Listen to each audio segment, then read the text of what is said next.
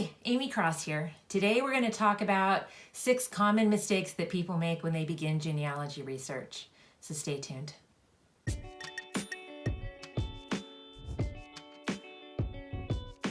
biggest mistakes that I've made have definitely come back to haunt me. And whenever you begin a new project, mistakes are part of the process. Today we're going to talk about 6 things that people often do when they begin their genealogy research that may come back to haunt them. I want to try to help you overcome those obstacles and begin your research a little bit more cleanly. So here's my list in order of importance according to me. Number 1, waiting too long to gather family information, particularly to interview older relatives. I can't tell you how often people have come to me and said, oh, I wish I had asked my grandmother about this or about that. And I've even had it happen in my life. I interviewed my grandmothers, I interviewed my father, and now that those 3 have passed, I didn't know my grandfathers really, they died when I was young. But now that those 3 important individuals in my life have passed, I can't go back to them and ask them any questions. So my recommendations are gather those photos, ask your questions. If possible, video record them or audio record their responses. That way you'll gather valuable information that won't be lost forever. Number 2, lack of proper sources. Few beginning researchers properly source the information that they're gathering. They tend to not attach it to the facts that they're putting into their family tree. You may think you'll never forget, but trust me, you will. It's important to be able to go back and look at where you got the information that you got and how you know so-and-so was born on such date and lived in this particular place. So don't forget to attach your sources. Number 3, copying others' trees. I can go on and on and on about this. I can't tell you how often when I look at an ancestry tree, I see their source listed as other trees, and sometimes I've contacted people and said, hey, I saw that you had so-and-so in your tree. Where did you get that information? To which my response is, oh, I don't know, another tree on Ancestry. The problem is that when you do that, you can be perpetuating mistakes.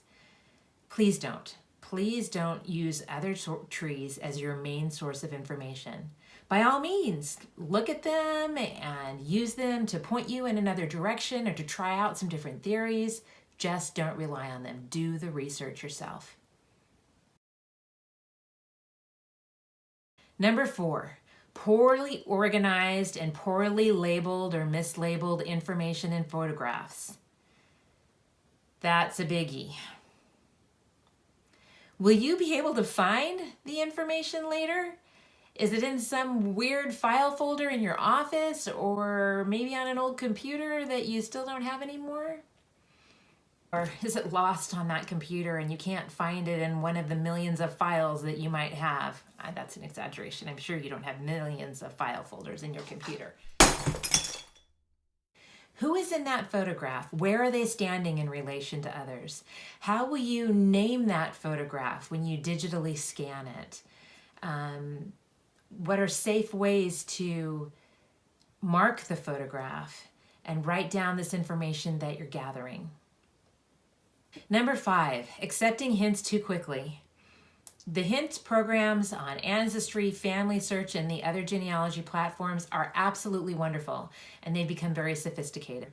However, just because you've seen a hint, don't accept it blindly. It's important to take a look at it, look at the people that are behind the hint, look at the image, look at the details, the other people in the household, where they're living, birth dates. Of course, names are not always going to be written the same way. It's rare that census records list somebody's name spelled exactly the same way every year that someone has been recorded in the census. But you still want to be checking all of those facts and making sure that they line up correctly. Do they fit into the timeline? My 6th and last mistake is relying on family's oral history. Frequently, memories change with time. Sometimes people want to be related to somebody famous, like Abraham Lincoln, for example. I had a client who the family lore had been that they were related to Abraham Lincoln. However, careful research did not find a first or second cousin relationship as had been told in the family. So you need to be careful about these stories. They're a lot of fun and they give us some great clues, but don't accept it as facts. I want to add that you will make mistakes. It is part of the learning process. And don't let the fear of making mistakes stop you from getting involved in genealogy research. Just give it your best. When you make mistakes, try to correct them and go back and fix what you may have done wrong. But hopefully these hints will help you begin your research on solid ground. Our next videos are going to go over each of these individual mistakes and give you a little more detail and how you can overcome them. I hope you have a great day.